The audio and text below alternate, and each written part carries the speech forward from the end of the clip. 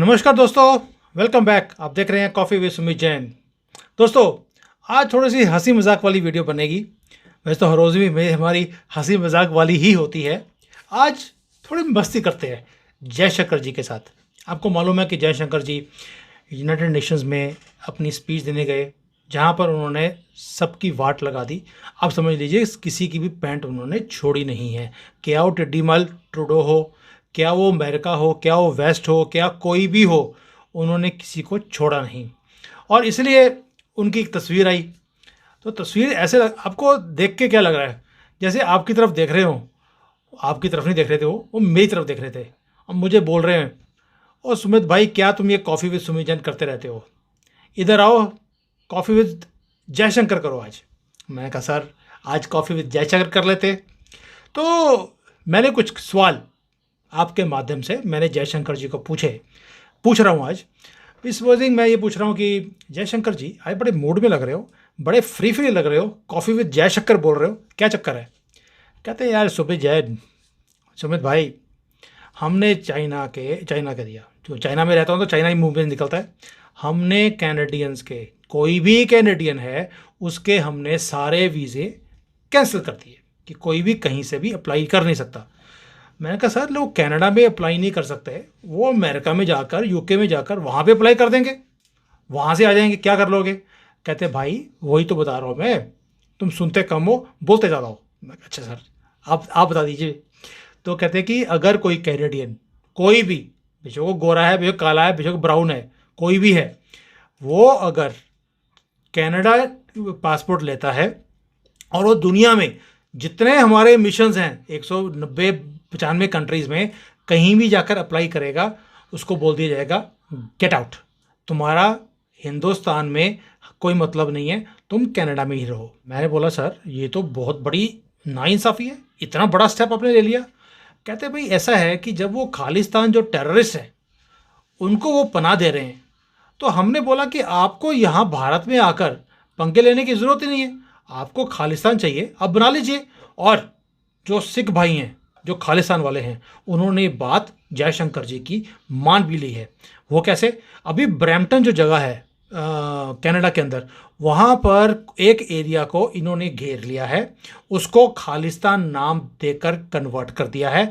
और वहाँ पे जो गोरे हैं, हिंदू हैं, कोई और कम्युनिटी है, उनको सबको बोल दिया इधर आए तो जान से हाथ गंवाना पड़ेगा।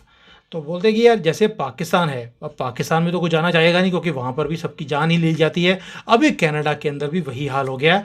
जैसे हमने पाकिस्तानियों के वीज़े बंद करे हुए हैं, वैसे ही हमने अब कनाडा वालों के भी पूरी दुनिया से वीज़े बंद कर दिए। इसलिए मैं खाली बैठा हूँ, कोई काम मेरे पास है नहीं। काफ़ी पी लेते हैं आपके साथ। फिर उन्होंने बोला कि अब ये टिड्डी मल को पता लगेगा ये पानी कितना डीप है, वो कहाँ बैठा हुआ है, क्योंकि अब उसकी कंट्री में ही खालिस्तान बन गया है। और अब ये उसको खाली करा के दिखाए। जिन सरदारों की वोटों के लिए इसने ये सारा काम किया, अब वो खालिस्तान को खाली करा के दिखाए कनाडा में बैठकर, फिर देखेंगे ये पानी कितना डीप है। मैंने कहा सर चलो, अब आप तो फॉरेन मिनिस्टर हैं, कनाडा की बात तो हो गई, कुछ पाकिस्तान की भी बात हो जाए। पाकिस्तान के साथ क्या हो रहा है? कहते यार वहाँ पे कुछ करने की ज़रूरत नहीं है, वो हाफिज़ सईद था, उसके बेटे को कोई उठा के ले गया, हमें पता नहीं कौन लेके गया, क्योंकि हम तो दूध के दूल्हे हुए हैं और हम बड़े सिंपल से आदमी हैं। तो मेरी शक्ल भी देखा है कि भाई मैं बड़ा सिंपल सा आदमी हूँ, तो मुझे नहीं पता कि वहाँ पर क्या हुआ है। लेकिन हाफिज़ सईद जो है इनका CEO बहुत बड़ा है, उसका लड़का उठा लिया गया है। मैंने कहा सर, अब अगर हाफिज़ सईद जैसे बंदे के बेटे को उठा लिया गया, कोई उठा के ले गया, तो फिर हमारे पप्पू का क्या होगा? वो पप्पू एंड पार्टी, वो तो सारा दिन ये पाकिस्तान करते रहते हैं, तो उनको तो आग लग जाएगी। कहते नहीं, जो राहुल है वो काफ़ी आजकल समझदार हो गया है, क्योंकि उसने अलग अलग शर्टें डाली हुई हैं। कभी वो मैकेनिक की शर्ट डालता है, कभी वो खेती बाड़ी वाली की शर्ट डाल देता है, कभी वो मोटरसाइकिल पे चले जाता है।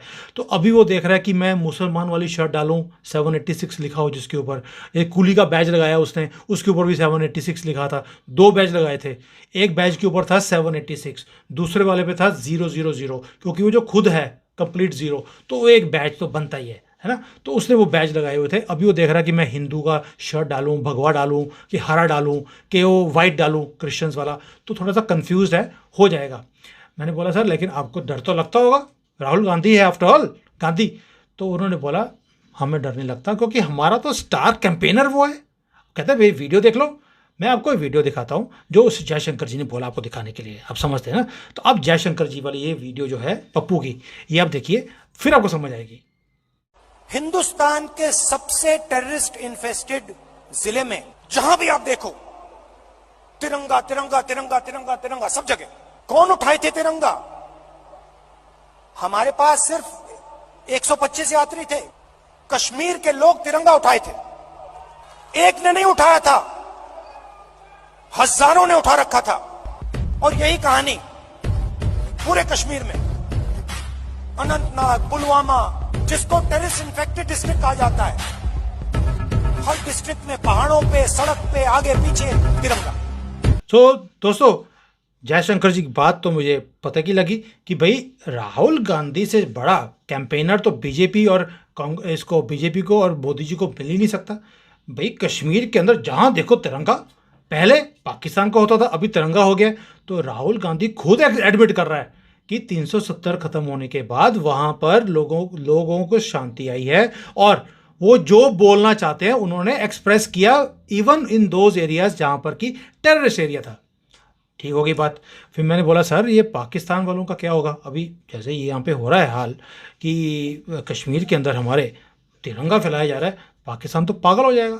वो बोले यार वो तो पहले ही पागल थे, तुम भी यार बुद्धू वाली बात करते हो। पाकिस्तान वाले तो शुरू से ही पागल थे और ये तो भिखारी कंट्री है। अब तो पहले तो हम ही बोलते थे कि तुम्हें भिखारी बनाना है, अब तो सऊदी अरेबिया वालों ने, मिडल ईस्ट वालों ने बोल दिया है कि भाई पाकिस्तान वालों हमारे देश के अंदर 90% जो भिखारी हैं, अब तो इवन जो फ्लाइट है उसके अंदर भी आपको भिखारी दिखता है वो पाकिस्तानी होता है। इनके जो जाते हैं हज करने के लिए वहाँ पर 90% जो भिखारी मिलते हैं वो पाकिस्तान के मिलते हैं, बाकी थोड़े से बांग्लादेशी होते हैं क्योंकि हिंदू तो वहाँ पे अलाउड भी नहीं है और हिंदू वैसे भी भिखारी वाला काम कम करता है, 0% ही है। तो ये वहाँ जाकर भी भीख वाला काम करते हैं और जेब काटने का काम भी करते हैं। कहाँ? जो इनका मक्का मदीना है वहां जाकर, क्योंकि इनकी जो फितरत हमेशा लूटने की रही है। तो अब हिंदू तो बचे नहीं लूटने के लिए, अब ये मक्का में जाके बाकी मुसलमानों को लूटते रहते हैं। और अब उन्होंने बोल दिया कि भाई अपने गरीब ये वाले बंदे भीख वाले हैं ये वापस लेके जाओ। उन्होंने उठाकर वापस भेज दिए पाकिस्तान में। पाकिस्तान ने दोबारा से उनको भेज दिया भीख मांगने के लिए सऊदी अरेबिया में और मिडल ईस्ट में। ये तो कहते पाकिस्तान का हाल है, हमें कुछ करने की ज़रूरत ही नहीं है, ये खुद ही करी जा रहे हैं अपने आप ही। तो मैंने कहा सर आपको तो फिर सारी उंगलियां घी में लगती है कि ऐसा हाल है।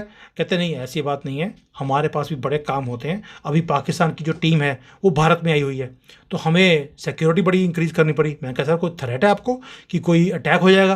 कहते नहीं नहीं नहीं, पाकिस्तान की टीम के लिए हमने सिक्योरिटी इंक्रीज़ नहीं कराई है, सिक्योरिटी हमें होटल के रूम्स के अंदर इंक्रीज़ करवानी पड़ी क्योंकि वहाँ पे जब भी ये आते हैं टॉवल उठा के ले जाते हैं। वो सेटअप बॉक्स होता है जैसे टाटा वालों का जिसमें वो टीवी के प्रोग्राम्स होते हैं वो उठा के ले जाते हैं ये लोग। उसमें से जो तिजोरी पड़ी होती है कमरे के अंदर, प्रेस पड़ी होती है कपड़े प्रेस करने वाली, ये उठा के ले जाते हैं। तो हमें कमरे के अंदर सिक्योरिटी रखनी पड़ती है। सुबह शाम हम चेक करते हैं कि कौन से कमरे में से पाकिस्तान की टीम वाले क्या क्या उठा के ले गए। तो इसके लिए थोड़ी सी जो मेरी जो रिस्पॉन्सिबिलिटीज़ हैं वो काफ़ी बढ़ गई हैं आजकल क्योंकि पाकिस्तान की टीम अभी पहुंची है। तो मैंने कहा सर ये तो बहुत बड़ा काम आपके लिए। तो अब इसी कामों में फंसे रहोगे तो फिर चाइना का क्या होगा? अब चाइना इतनी बड़ी हमारे ऊपर थ्रेट है, आप उसका क्या कर रहे हो? कहते मुझे कुछ करने की ज़रूरत ही नहीं है। चाइना के अंदर मेड इन इंडिया प्रोडक्ट्स पहुंचने शुरू हो गए। तुमने खुद ही बोला था कि तुम्हारी एक ख्वाहिश है कि तुम made in India products China में देखना चाहते हो। अब तुम्हारे सामने made in India products China में आने शुरू हो गए। तुमसे ज़्यादा खुश तो कोई हो नहीं सकता। और बताओ बेटा तुम्हारी और क्या इच्छा है? मैं कैसा मैं चाहता हूँ कि थोड़ा सा यूके वाले जो लोग हैं उनको भी थोड़ा ठीक किया जाए, वो थोड़ा सा ज़्यादा ही उछलते हैं। कहते भाई उनको तो कुछ करने की ज़रूरत नहीं है, दिवालिया यूके हो चुका है। प्रधानमंत्री उन्होंने रखा था एक, 45 दिन के बाद उसको निकालना पड़ा लात मारकर। उसके बाद उन्होंने हमें बोला कि भाई हमें कोई प्रधानमंत्री दे दीजिए, हम अपनी कंट्री नहीं चला पा रहे हैं। तो हमने ऋषि सुनक दे दिया, हमारा हिंदू भाई। तो अब वो उनकी कंट्री को, गोरों को चला रहा है। और वो उनकी कंट्री का ऐसा बुरा हाल है कि जो स्कूल की फीस है उसके ऊपर वैट लगा दिया क्योंकि कंट्री दिवालिया हो चुकी है। मैंने कहा सर इतनी रिच कंट्री, हमारा $45 ट्रिलियन वो लेकर चले गए, ये दिवालिया कैसे हो गए? कहते उनकी होम मिनिस्टर की आप स्पीच सुन लीजिए। उन्होंने बोला कि जो मल्टी कल्चरल सिस्टम है वो देश में नहीं चल सकता, और जो ये प्रॉब्लम्स हमारे यहाँ आ रही हैं वो आ रही हैं मुसलमान के कारण। दैट मीन्स मुसलमान सबसे बड़ी प्रॉब्लम है दुनिया की। ये उनकी होम मिनिस्टर बोल रही है, किसकी? यूके की। कि ये आते हैं यहाँ पे सोशल सिक्योरिटी लेते रहते हैं, 15-15, 20-20 बच्चे करे हुए हैं, और कुछ समझ नहीं आ रहा कि इनको कैसे देखा जाए। तो मैंने कहा सर अगर आपको कुछ करना ही नहीं है, यूके खुद डूब रहा है, चाइना डूब रहा है, पाकिस्तान डूबा पड़ा है, अमेरिका डूबा पड़ा है, कनाडा का आपने वीज़े कैंसिल कर दिए, तो आप कर क्या रहे हो? चलो मूवी देखने चलते हैं। कहते हैं कौन सी मूवी देखने चलनी है? मैं कहा सर जवान इतनी फेमस मूवी, हिट मूवी, हम देखने चलते हैं। कहते क्या बात करते हो, फेल मूवी को देखने जाता है? मैं कहा सर टीवी के ऊपर तो दिखा रहे हैं कि वो सुपर डुपर हिट मूवी है। कहते सुमित भाई अगर इतनी ही सुपर हिट मूवी होती तो ये 1+1 टिकट क्यों दे रहे हैं उसको दिखाने के लिए कि एक टिकट खरीदो साथ में एक फ्री है? इसका मतलब है मूवी फेल हो गई है, उसको सिर्फ दिखाया जाता है मीडिया के थ्रू ताकि लोग देखने जाएं कि इतनी सुपर हिट मूवी है। अदरवाइज मूवी एक ही है, वो है वैक्सीन वॉर, वो है वैक्सीन वॉर। और ये जो सारे काम कर रहे हैं वो उसको फेल कराने के लिए ये सारी स्कीम्स निकाल रहे हैं ताकि वो जो मूवी है अगर वो हिट हो गई, दैट मीन्स हिंदुओं की मूवी, भारत की मूवी हिट हो जाएगी, और ये जो मुसलमान खान फैमिली तो मुसलमान ही रहेगी ना, ये चाहते नहीं है कभी भी कि उनके अलावा किसी और की मूवी हिट हो, इसीलिए ये सारे हो रही हैं। मैंने कहा सर उनको फ़र्क क्या पड़ता है? कहते हैं जो असली होता है ना, असली को ही लोग फेल कराने की कोशिश करते हैं, इसीलिए वो कोशिश कर रहे हैं कि जो वैक्सीन वॉर है ये मूवी फेल हो जाए। मैंने बोला सर असली के पीछे क्यों लोग लगते हैं? कहते हैं जो असली होता है ना, जैसे मोदी जी हैं, अब उनको सभी घेरने पे लगे हैं। आपने कभी सुना है राहुल गांधी को घेरने के लिए कोई लगा हो? किसी को मतलब ही नहीं है। जो खुद गिरा हो उसको घेरने की जरूरत क्या है? जो उठा हुआ है उसी को घेरते हैं लोग। इसलिए सारे चोर इकट्ठे होकर आज की डेट में मोदी जी को हराने की कोशिश कर रहे हैं। सो दोस्तों मेरी छोटी सी एक गुफ्तगू थी जो मोदी जयशंकर जी के साथ इस फोटो को देखकर मेरे दिमाग में जो आई तो मैंने आपके साथ प्रेजेंट कर दी। आपको ये चीज़ ठीक लगी हो तो कमेंट्स में ज़रूर लिखना। और कोई चीज़ आपको समझनी है, आपको जयशंकर जी के साथ कोई बात करनी है, कुछ पूछना है, आप मेरे थ्रू पूछ सकते हैं। मैं डेफिनेटली आपकी बात जयशंकर जी तक पहुंचा दूंगा। तब तक जय हिंद।